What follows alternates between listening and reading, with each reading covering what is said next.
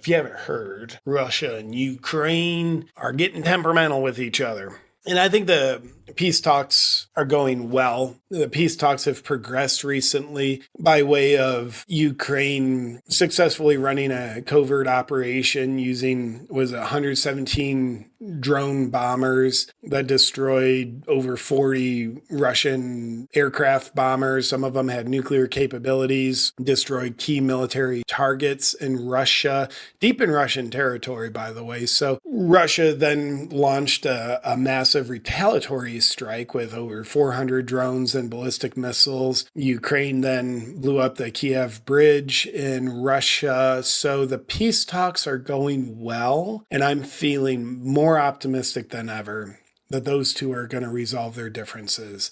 They might be as of this live stream. Let's hit some of the highlights here. It's kind of like out of movie stuff. So you'd ask, well, how's Ukraine going to get 117 bombing drones deep into Russian territory right by the military targets? If you think about what Israel did with Hamas, they set them up with pagers that would eventually explode. A lot of forethought goes into that. That's not hey, I have an idea, let's do it now. You got to probably think about it for a while and then implement it. So for Ukraine to do this successfully, it is a very impressive military operation, probably with a lot of intelligence. So what Ukraine did, they hid these bombing drones under the roofs of portable sheds. And portable sheds, they were trucked throughout Russia, presumably under the guise of these are trucks that deliver these portable sheds, and they were parked near military bases. And then when Ukraine hit the go button, the roofs of the shed lift off, and the bombing drones come out and go hit their targets, blow up the bomb-carrying aircrafts. Really, it's a real blow to the Russian military strength. So it was a lot to coordinate. Zelenskyy said it took a year and a half to plan. I'd imagine he's avoided peace talks all this time just because it's I don't want this effort to go to waste. I want to see it. Sunk cost fallacy. Zelensky's I don't want peace so that we can see this all the way through. Just see what happens, right? I don't know. And apparently nobody in the Russian military thought to look over and say what the fuck are all those portable sheds doing here? But they were right there by the military bases, and it was, you could say, a big success from the Zelenskyy warmongering Lindsey Graham perspective. Well, let's take a look at some of the action here. You see, this is a truck. That's the shed. Drone goes off. Does drone things. Okay, that's all we see there. That's fine. What's our friend Putin say about this? I'm glad you asked. You probably wouldn't think that Putin would sit there saying wow, you got us good, guys. Respect. No, if you need a reminder, Putin sits on a lot of nuclear bombs. And yes, some of the aircrafts that were destroyed were capable of carrying nuclear weapons and dropping them. And they also have a lot of other nuclear capabilities. The hair that maybe wants to stand up on the back of your arm is primarily worried about, could this be what provokes nuclear war?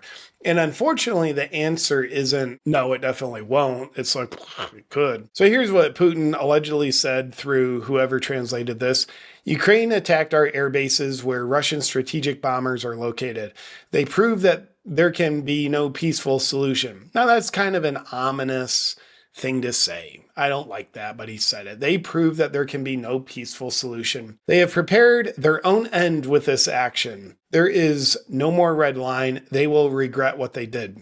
Hey, have you ever had a cup of coffee that made you feel younger? Well, 1775's Rejuvenate Roast is a bold, dark roast infused with CAAKG, the same compound studied to reverse biological age by up to 8 years. It's like giving yourselves a tune-up without needing a cold plunge, a biohacker's lab, and buying mystery powder off a late-night infomercial. This coffee hits hard and tastes great and helps fuel recovery, clarity, and long-term strength. All without without drinking grass or chewing on mushroom bark. No synthetic junk, no mystery blends, just one proven ingredient added to small batch, single origin coffee roasted fresh every week. And every bag supports freedom of speech, freedom of choice, and creators like me who call out the circus instead of dancing in it. You're not funding a mega brand with a pronoun policy. You're backing real people making real products that actually work. Go to 1775coffee/awaken and grab the Rejuvenate Roast and use code AWAKEN for 15% off. Feel sharper, stronger, and younger, and know that you are fueling companies who actually give a damn about your health and freedom. That's 1775coffee.com/awaken.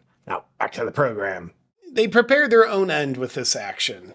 Now, that could maybe mean nuclear. Who knows what it means, but that's what Putin said. Meanwhile, this all happens a day before peace negotiations between Russia and Ukraine were scheduled to not start. They've been pretending to talk for a while, but in Istanbul. And here you can see the footage of the very successful peace negotiations. It's just a bunch of guys in suits staring at each other. They know they're going through the motions at this point. They're like, okay, we're supposed to sit at the table and act like we're trying to come to a peace negotiation. They just bombed the hell out of us. We've bombed the hell out of them. We're bombing the hell out of them more as we speak. But we just sit here, diplomatic reasons, and how long should we sit here? Like a half hour? All right, we'll sit here for a half hour and negotiate peace. That's what you want in peace negotiations. People going through the motions. What else we have here? The Daily Wire had a good synopsis of this. By the way, these are the portable sheds. You can see the metal roofs, and underneath them, so above like the ceiling board, but beneath the metal roof, these are the drones. Apparently those little drones have some kind of bombs on them. They must be small, but apparently they're enough to do the trick. Now, what did Zelenskyy say? Well, I'm glad you asked. Zelenskyy praised the absolutely brilliant outcome of Ukraine's longest-range operation, adding that Ukraine is defending itself, and rightly so. So we are doing everything to make Russia feel the need to end this war. Probably. The problem with making Russia feel the need to end this war is one way they could end it is nuclear annihilation. That would be feeling the need to end the war. Hopefully Zelenskyy thought of that. The guy is a great thinker, so I assume he certainly did think of that. Now you might be thinking, did President Trump know about this? He did not. Now, some people are calling for President Trump to do a criminal investigation into the intelligence agencies to see who restricted the flow of intelligence so that President Trump did not find out about Ukraine's Operation Spiderweb. Why he didn't find out about that in advance. I don't know. Did we have intelligence on it, but there's treasonous people that kept the intelligence from President Trump? I don't know. That seems a little far-fetched. Let's cut to Lindsey Graham. He was in Ukraine the day before Operation Spiderweb drone bombings happened. He was meeting with Zelenskyy. And you're probably thinking, well, Lindsey Graham was probably trying to talk him out of it, right? Shockingly, it seems like not. Here is Lindsey Graham apparently really excited for the U.S. to start striking Russia. Take it away, Lindsey. Lindsey is a good name for Pride Month, Lindsey. The game that Putin's been playing is about to change. He's going to be hit and hit hard by the United States. These people. Well, that's maybe not for Lindsey Graham to say, but he definitely said it. Not Putin's going to get hit and hit hard by Ukraine, but he said hit and hit hard by the United States. So obviously there's the Lindsey Grahams of the world that really want the U.S. to enter the war, and it has never been closer to Putin going nuclear. So, how did Lindsey Graham get in on this, and President Trump had no idea that this was going to happen? Probably because Lindsey Graham is just a real astute scholar. You know, I did my studying in college. I sometimes thought to myself, how can we get the U.S. to get nuclear bombs shot at us? And also, we have a lot of nuclear bombs. How are my investments doing in Raytheon? Pretty good. All right, let's get them doing better. We have nuclear bombs. We can look at how we could strategically blow the living shit out of other places. There's women, children, and, soldiers. We don't really count them as human beings.